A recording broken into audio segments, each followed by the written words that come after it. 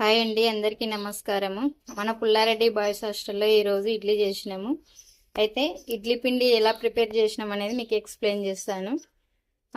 1 కేజీకి ఇడ్లీ రవ్వకి 1/2 కేజీ మినపగుండు వేసుకున్నాము, కొన్ని మెంతులు. అట్లా మేము ఒక 7 కేజీల ఇడ్లీ రవ్వ వేసినాము, 7 1/2 కేజీల మినపప్పు వేసినాము, ఒక 3 స్పూన్ల మెంతులు వేసినాము. అయితే మినపప్పు గ్రైండ్ చేసేటప్పుడు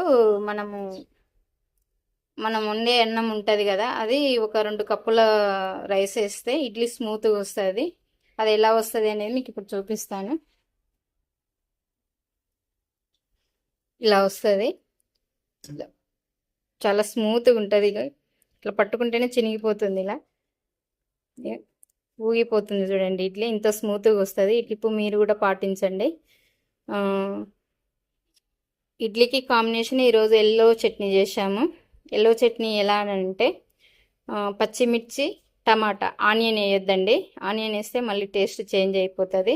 ఓన్లీ పచ్చిమిర్చి, టమాటా, పోపులు, ఆయిల్ ఇవన్నీ దీంట్లో వేసి బాగా డీప్ ఫ్రై చేయాలి. డీప్ ఫ్రై అంటే బాగా ఉడికించాలి. ఉడికించిన తర్వాత మన శనగపప్పు ఉంటుంది కదా, దాన్ని పౌడరు చేసి కొంచెం వాటర్లో మిక్స్ చేసి ఇందులో పోసేయాలి. పోసేస్తే టేస్ట్ బాగుంటుంది. ఒకసారి మీరు కూడా ట్రై చేయండి, ఇడ్లీ కాంబినేషన్కు బాగుంటుంది.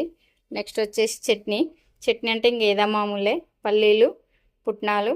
అయితే పల్లీలను మేము ఎలా చేస్తాము అని అంటే ఆయిల్లో డీప్ ఫ్రై చేస్తాం. మనం మిర్చి బజ్జీలు ఎలా ఇట్లా దేవుతామో అట్లా డీప్ ఫ్రై చేసి మళ్ళీ పచ్చిమిర్చి కూడా సేమ్ అలానే చేసేసి మిక్స్ చేసి గ్రైండ్కి వేస్తాము.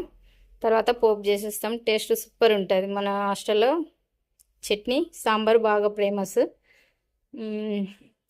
ఈరోజు వచ్చేసి మన పాతకాలపు అమ్మ వాళ్ళు చేసే పప్పు చేసాము. ఆ పప్పు ఎలా అంటే రెడ్ పప్పు, ఎర్రపప్పు అంటారు కదా, అది ఆనియన్, ఎండుమిర్చి, జీరా ఈ 3 వేసి బాగా ఆయిల్లో ఫ్రై చేశారు. చేసిన తర్వాత ఎర్రపప్పును మొత్తం నీట్గా కడిగి ఇందులో వేసేసి బాగా ఉడికిచ్చారు. కొంచెం ఎండింగ్కి వచ్చేసి కొంచెం కారము, పసుపు, ఉప్పు, టమాటాలు, చింతపండు రసము ఇవన్నీ వేసి బాగా ఉడికిచ్చి దింపేశారు. చాలా సింపుల్ అయిపోయింది. పప్పు మాత్రం సూపర్ ఉంది. మన అమ్మ వాళ్ళు చేసిన పప్పు టేస్ట్ ఉంది. ఇంకా రైస్ ఆల్రెడీగా పిల్లలు బాక్సులు తీసుకెళ్ళిండ్రు.